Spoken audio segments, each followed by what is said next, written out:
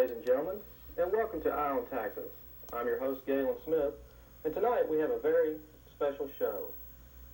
We have newly elected Mayor Eldon Renaud, and of course we have Dr. Rand Paul, Chairman of the Kentucky Taxpayers United. Eldon, welcome to the show. Welcome. How are you today? Just fine. Eldon, how's it been going this last month? And tell us a little bit about yourself also. Well, I guess the first question, I'd have to say that it has been a hectic pace. I think the fact that people maybe want to get to know you better.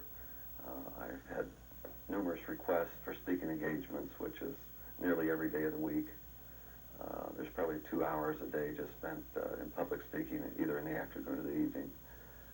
A lot of people would like to get your ear because they have interests that are important to them besides the basic street lighting and sidewalks and road issues and things like that. There's a lot of people that are generally concerned about their neighborhoods, and it's important for me to visit as many groups as I can, because I think as you campaign, there's certainly you send requests to speak at various organizations, but I think that they wait till after you're elected before they contact you. So it's been a couple of meetings with the Lions and the Rotary and the Kiwanis and the Civitan and schools and universities and then a lot of social groups that and fraternal groups that would like you to come and give an idea on who you are. And I think they just want to say, yeah, we can get the mayor there.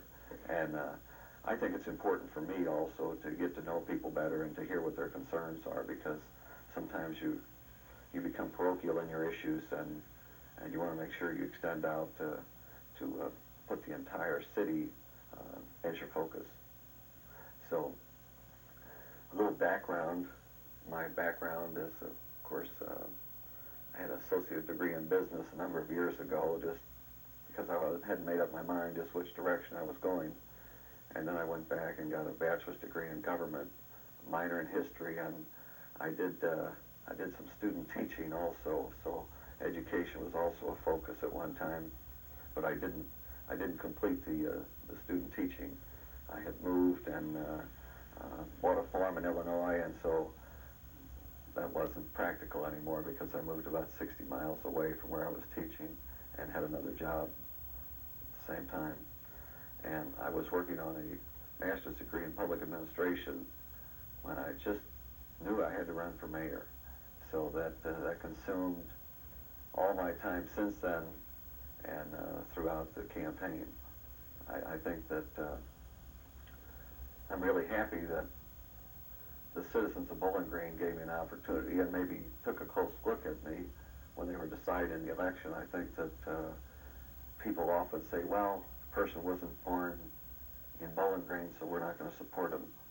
And I think there's perhaps only maybe 10,000 original families still living here, and a lot of people have transferred from other areas. So, how long have you been here now? Since 1981. Okay. I came with the Corvette plant, and I have about 26 years seniority at the Corvette plant, and I love my job there, and I love my job as mayor.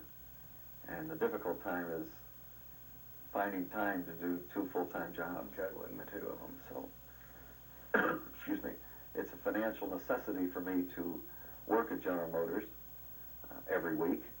And so what I do is whatever time I devote to the city, then I go back and work those hours at night at General Motors. So last night I was there till 11:15, and my wife has been understanding thus far, and I just hope she continues that way. Thank you, dear. What would you say your number one priority would be, your number one goal for the next 5 years? Number one, I would say cleaning up the West End, trying to make the area safer. I think the safety of the entire community is at stake if one part of the city is being jeopardized by crime, and some of the areas generally blighted, and so I would like to see those homes that are in disrepair and falling down I'd like to see those areas cleaned up and cleared, let the land be cleared so that other people could maybe look at building homes there again. And Habitat for Humanity and HANDS, of course, are looking for property all the time to put low-income housing. So that will be an important facet of the first year. And probably in the second year, I would like to get public transportation established. And I know that that's something that will cost money, and it will be an ongoing cost. After the capital investment for the buses, then there'll probably be a shortfall every year. So that'll have to be budgeted, because I don't intend to raise taxes in order to do that. What about contracting it out instead of buying the buses? See if a private company could be contracted to do it for a profit basis. Yeah, I would love to do that, but the practicality of the whole thing is that there hasn't been a bus service that has ever paid for itself. So I don't think it's something that, if it would be an idea, an entrepreneurial idea that was sound, somebody would already be in the business. But I would certainly be pleased if there was private industry that would try to offer service. If the taxes could be adjusted for a company to get started, you can sometimes help a company over obstacles by lessening their tax load to get started.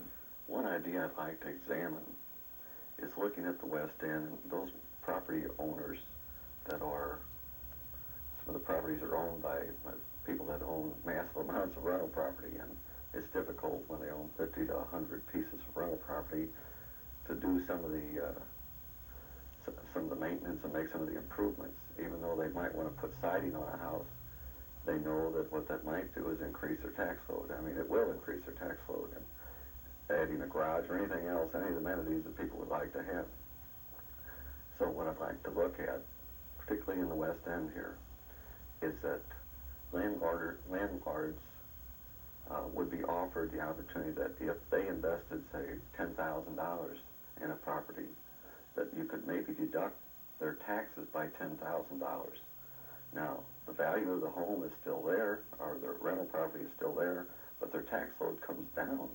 There has to be a benefit to them to invest in these properties. So I think that would be an innovative idea, and one that I heard recently from one of the ministers in town. I think that maybe he heard that in Minnesota or Wisconsin. I'm not sure just what state he was from. No, now I think about it, he's from Boston. But that makes sense. Anytime you can get people to invest in your community, they should benefit from that, not suffer the consequences of increased taxes. So I think there are things in that regard we can look at. Eldon, when I first moved to Bowling Green back in 1988, I would always hear that so-and-so lives on the other side of the tracks, on Bowling Green.